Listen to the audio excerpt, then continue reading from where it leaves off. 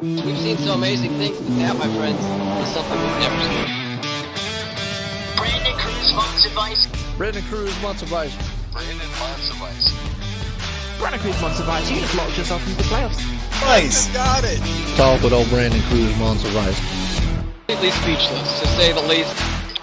Man, I am honestly so baffled by that decision. Brandon Cruz wants advice. It's Brandon wants advice. Green flag in the air. Brandon Cruz wants advice to the front.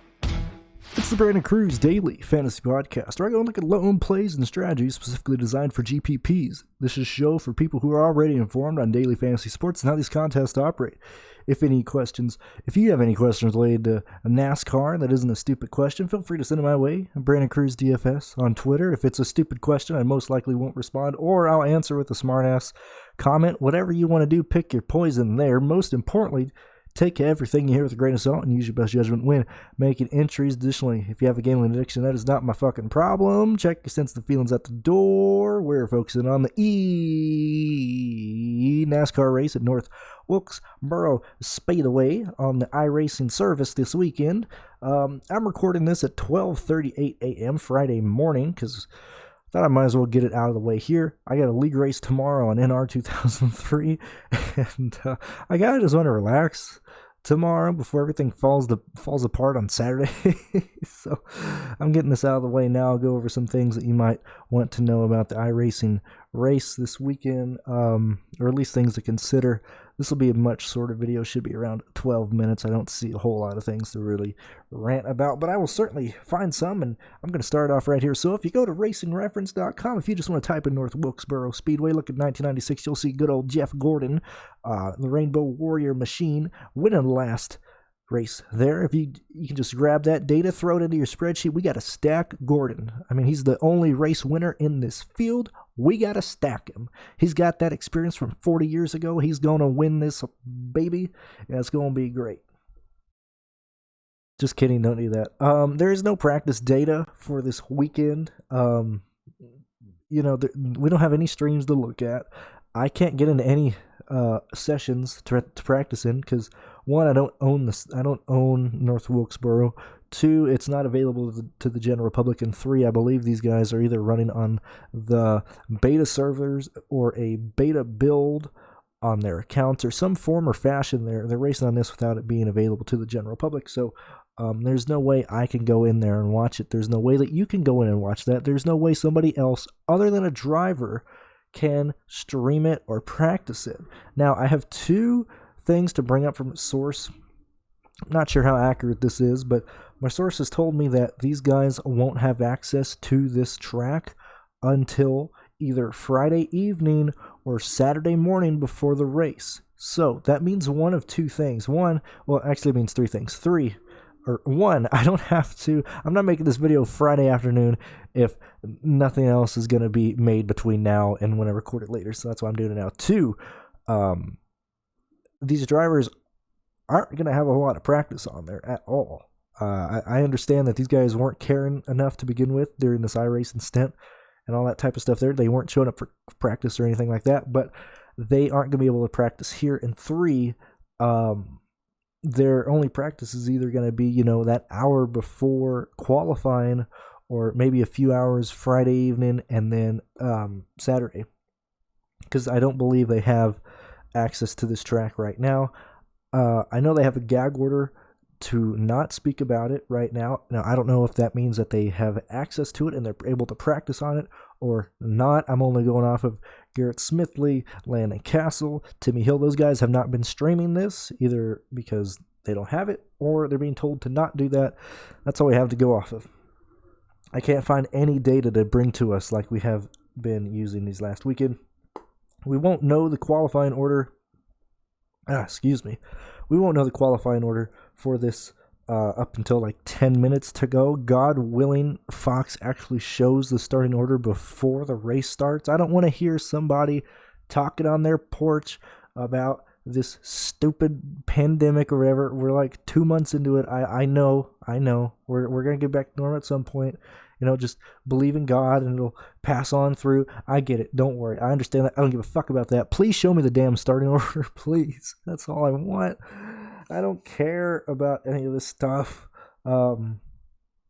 Let's see, right fast. Oh, I got a little Corey LaJoy rant for us right here. So this iRacing stint has been a freaking joke. Everybody knows that. It's been frustrating as all hell. Corey LaJoy is a microcosm of this. He's a perfect example of just how poorly this has gone.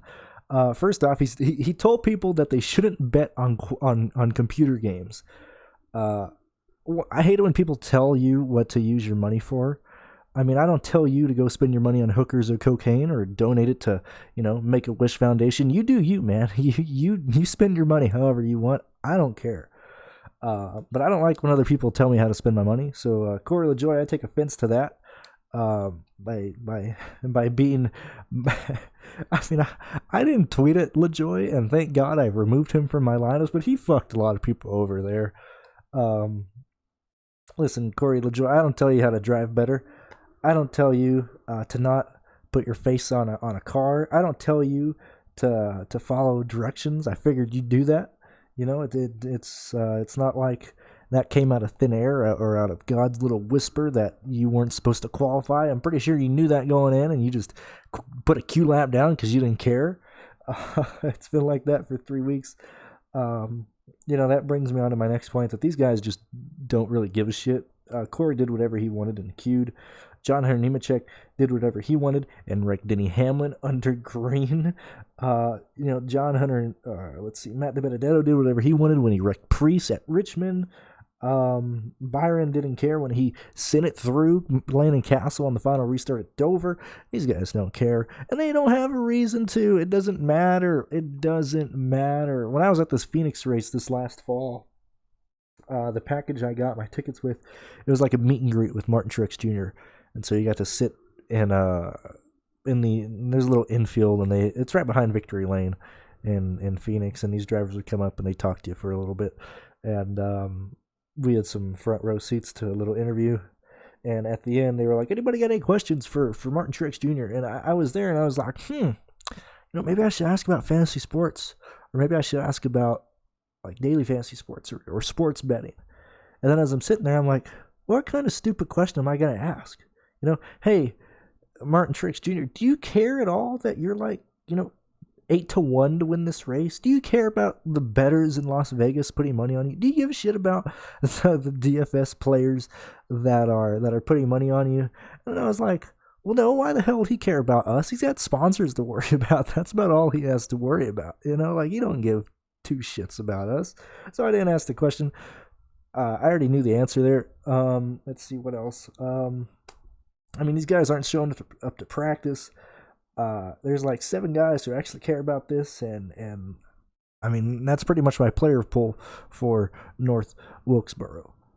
Now, with that said, there are some guys that care. There was that guy who, there's that guy who cares about fantasy sports from the PGA. I know he mentioned that he was happy to be a value on DraftKings. Tommy Joe Martins actually cares. He gives updates on how he's doing here and there for fantasy guys.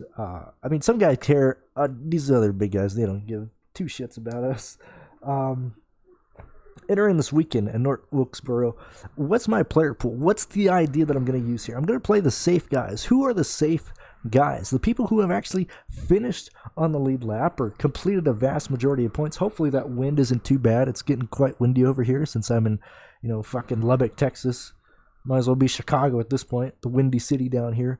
But the safe guys are typically, let's see right here, the guys who actually care. So who is that? Timmy Hill, Ryan Preece, Garrett Smithley, Parker Kligerman, Earnhardt Jr., Landon Castle, man, Landon was running so well at Dover.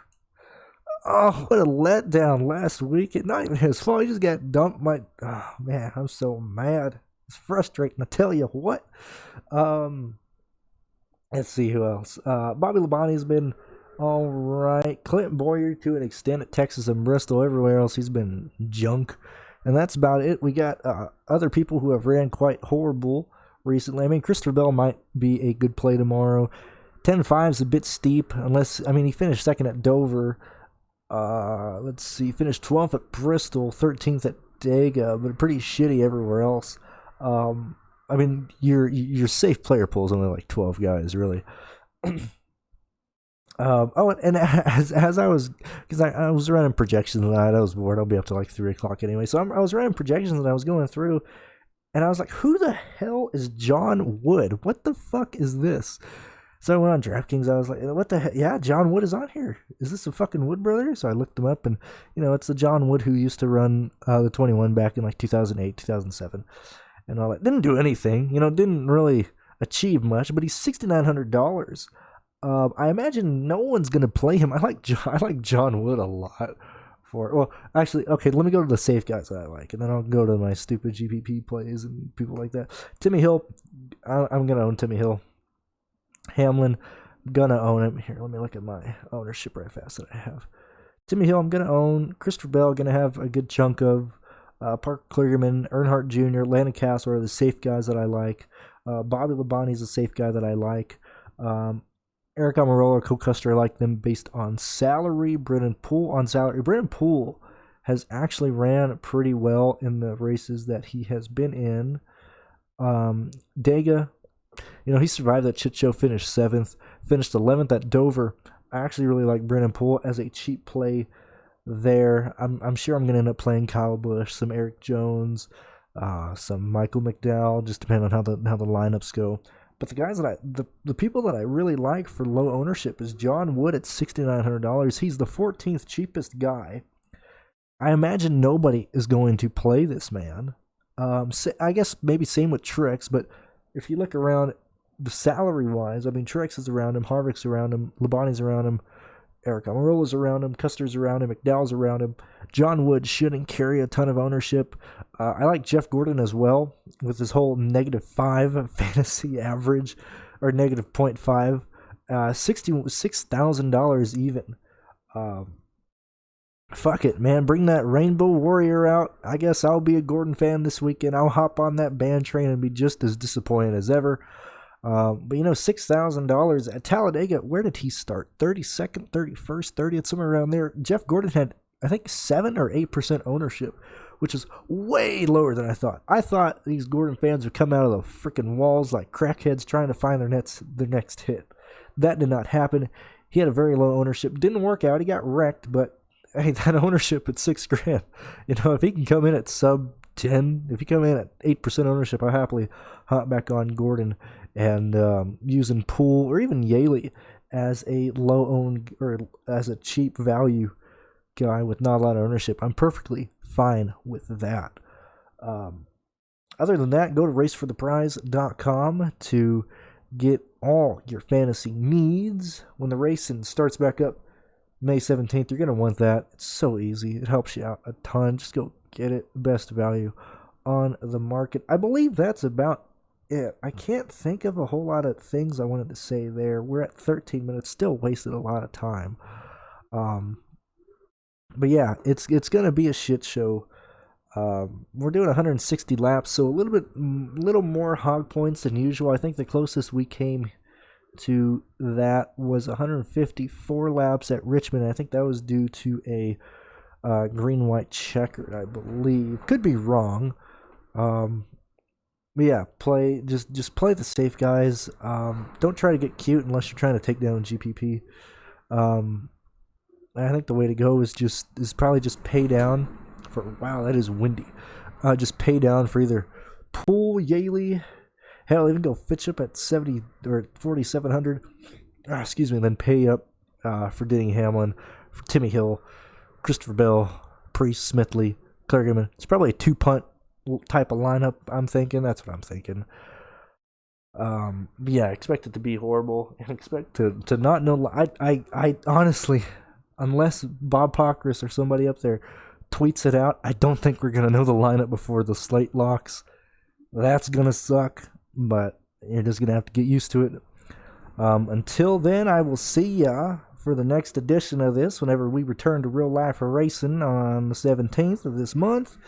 And y'all have a great day. Like I said, tweet at me if you got a question that isn't dumb, and we will talk next time. Peace out, yo.